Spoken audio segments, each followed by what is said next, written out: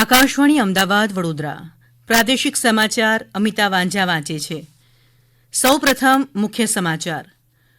લોકસભાની બીજા તબક્કાની આગામી 26મી એપ્રિલે યોજાનારી 88 બેઠકોની ચૂંટણી માટેનું જાહેરનામું આજે બહાર પડ્યું. રાજ્યના મુખ્ય ચૂંટણી અધિકારીએ તમામ જિલ્લા ચૂંટણી અધિકારીઓને મતદારોને મતદાન ઓળખપત્ર સમયસર મળી જાય તે માટે જરૂરી સૂચનાઓ આપી. આગામી લોકસભાની ચૂંટણીને ધ્યાનમાં રાખી રાજકીય પક્ષોએ પોતાના પક્ષનો પ્રચાર કરી મતદારોને રીઝવવાનું શરૂ કર્યું. રાજ્યમાં આગામી શનિવાર અને રવિવારે ગુજરાત ગૌણ સેવા પસંદગી મંડળ દ્વારા પરીક્ષા યોજાશે. રાષ્ટ્રીય પરીક્ષા એજન્સીએ જેઈઈ મેન્સના બીજા તબક્કાની પરીક્ષા માટે અરજદારોને પરીક્ષા કેન્દ્રો અને શહેર ફાળવણીની એડવાન્સ સ્લીપ જારી કરી. અને ભારતીય બનાવટના તેજસ યુદ્ધ વિમાનના અદ્યતન આવૃત્તિનું બેંગલુરુમાં સફળ પરીક્ષણ કરાયું. સમાચાર વિગતવાર. લોકસભાની બીજા તબક્કાની આગામી 26મી એપ્રિલે યોજાનારી 88 બેઠકોની ચૂંટણી માટેનું જાહેરનામું આજે બહાર પડ્યું. બીજા તબક્કાની ચૂંટણીમાં 12 રાજ્યો અને એક કેન્દ્રશાસિત પ્રદેશની લોકસભાની 88 બેઠકો માટે મતદાન થશે, જેમાં કેરળની 20, કર્ણાટકની 14, રાજસ્થાનની 13, ઉત્તરપ્રદેશ અને મહારાષ્ટ્રની 8, મધ્યપ્રદેશની 7, બિહાર અને આસામની 5, બંગાળ અને છત્તીસગઢની 3, જ્યારે મણિપુર, ત્રિપુરા તેમજ જમ્મુ અને કાશ્મીરની દરેકની એક બેઠકોની ચૂંટણી યોજાશે. આ 88 બેઠકો માટે આગામી 4 એપ્રિલ સુધી ઉમેદવારીપત્રો ભરી શકાશે. 5મીએ તેમની ચકાસણી થશે. જોકે જમ્મુ કાશ્મીરમાં ઉમેદવારીપત્રોની ચકાસણી આગામી 6 એપ્રિલે થશે. દરમિયાન લોકસભાની પહેલા તબક્કાની આગામી 19મી એપ્રિલે યોજાનારી 102 બેઠકો માટે ભરાયેલા ઉમેદવારીપત્રો પાછા ખેંચવાની છેલ્લી તારીખ 30મી માર્ચ છે.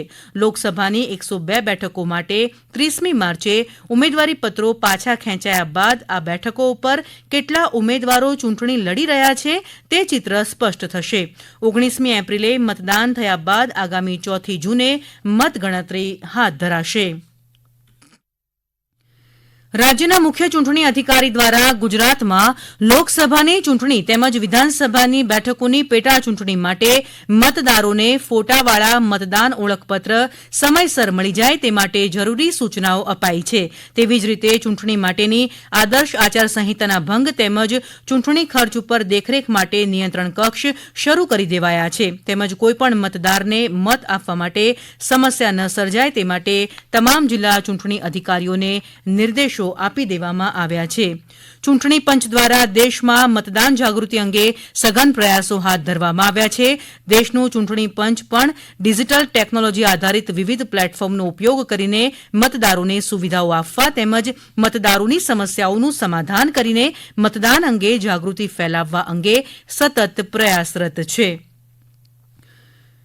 ગુજરાતમાં આ વર્ષે 4 કરોડથી વધુ મતદારો લોકસભાની ચૂંટણીમાં પોતાના મતાધિકારનો ઉપયોગ કરશે, જેમાં 11 લાખથી વધુ નવા મતદારો પ્રથમ વખત ઈવીએમનો અનુભવ મેળવશે અને ગુજરાતમાં 29,000થી વધુ પોલિંગ સ્ટેશનમાં 87,000થી વધુ બેલેટ યુનિટ અને 71,000થી વધુ કંટ્રોલ યુનિટથી મતદાન કરવામાં આવશે. આગામી લોકસભાની ચૂંટણીમાં મતદાર વધુમાં વધુ મતદાન કરે તેમજ પોતાના મતાધિકારનું મહત્વ સમજે તે માટે જિલ્લા ચૂંટણી તંત્ર દ્વારા મતદાર જાગૃતિ કાર્યક્રમ યોજવામાં આવી રહ્યા છે.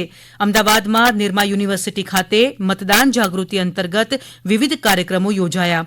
જિલ્લા ચૂંટણી તંત્ર અને એનએસએસ યુનિટના સંયુક્ત ઉપક્રમે યોજાયેલા કાર્યક્રમમાં યુવા મતદારોએ અચૂક મતદાનના શપથ લીધા. જિલ્લા ચૂંટણી તંત્રના સહયોગથી યુવા મતદારો માટે નવા મતદાન કાર્ડ બનાવવા માટે કેમ્પનું આયોજન તેમજ યુવાઓ દ્વારા સિગ્નેચર કેમ્પેન પણ યોજાયું હતું. સાબરકાંઠા જિલ્લામાં હિંમતનગર પોસ્ટ ઓફિસ ખાતે મતદાનની મહત્વતા સમજાવવામાં આવી હતી. અમારા સાબરકાંઠાના પ્રતિનિધિ યોગેશ સથવારાના જણાવ્યા અનુસાર આ તકે હું અવશ્ય મતદાન કરીશના શપથ લેવડાવ્યા હતા.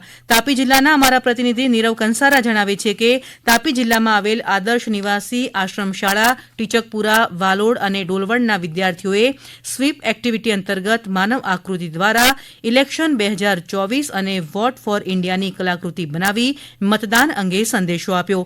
મહેસાણા જિલ્લાના અમારા પ્રતિનિધિ જયંતિ ચૌધરી જણાવે છે કે ખેરાલુ તાલુકાની જતન નર્સિંગ કોલેજ ખાતે યુવા મતદારો દ્વારા અમે સહપરિવાર મતદાન કરશુંના સંકલ્પ લેવડાવ્યા. સુરત શહેરના વેસુ વિસ્તાર ખાતે મતદાન જાગૃતિ માટે ભગવાન મહાવીર યુનિવર્સિટીથી શ્રી શ્યામ મંદિર સુધી અંદાજે 500 વિદ્યાર્થીઓ દ્વારા મોટરસાયકલ રેલી યોજાઈ.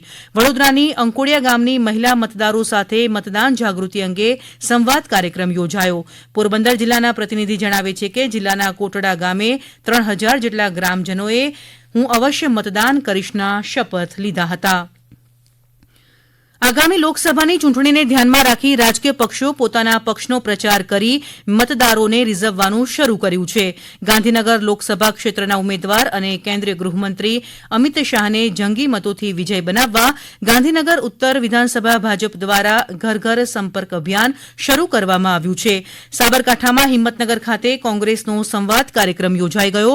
આ કાર્યક્રમમાં કોંગ્રેસના પૂર્વ પ્રદેશ પ્રમુખ જગદીશ ઠાકોર, સાબરકાંઠા બેઠકના કોંગ્રેસ ઉમેદવાર તુષાર ચૌધરી હાજર રહ્યા.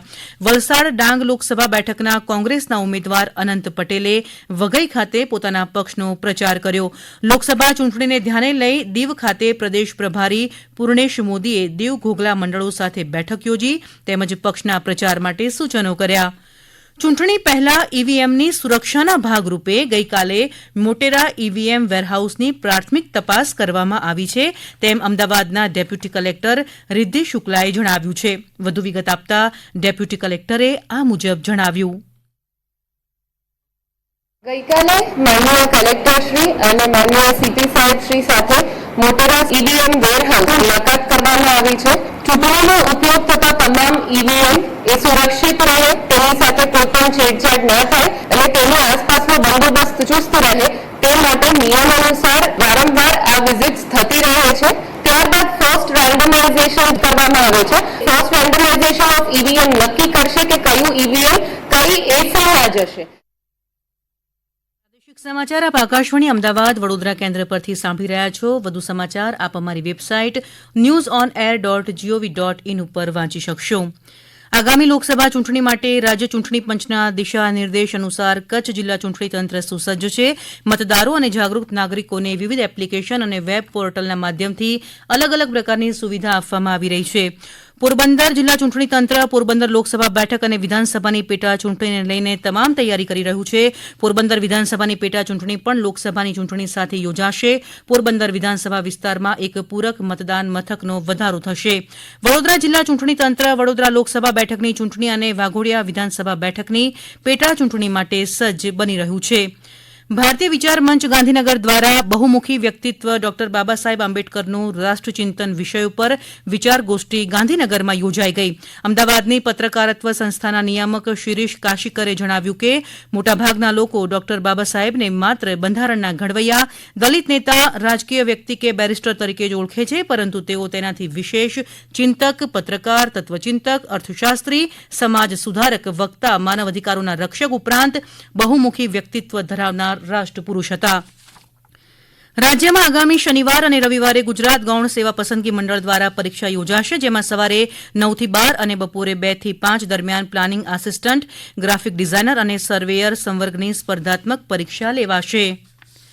સ્વદેશી ટેકનોલોજી વડે વિકસિત કરાયેલા ભારતના તેજસ યુદ્ધ વિમાનના અદ્યતન MK-1A આવૃત્તિનું બેંગલુરુમાં હિન્દુસ્તાન એરોનોટિક્સ લિમિટેડ ખાતે સફળ પરીક્ષણ કરાયું. આ અદ્યતન તેજસમાં આધુનિક ટેકનોલોજીવાળા રડાર, સંદેશા વ્યવહારના અદ્યતન ઉપકરણો ગોઠવવામાં આવ્યા તેમજ તેની પ્રહાર ક્ષમતામાં વધારો કરવામાં આવ્યો છે. અંતમાં મુખ્ય સમાચાર ફરી એકવાર. લોકસભાની બીજા તબક્કાની આગામી 26મી એપ્રિલે યોજાનારી 88 બેઠકોની ચૂંટણી માટેનું જાહેરનામું આજે બહાર પડ્યું. આગામી લોકસભાની ચૂંટણીને ધ્યાનમાં રાખી રાજકીય પક્ષોએ પોતાના પક્ષનો પ્રચાર કરી મતદારોને રીઝવવાનું શરૂ કર્યું. આકાશવાણી અમદાવાદ વડોદરા કેન્દ્ર પરથી પ્રાદેશિક સમાચાર પૂરા થયા.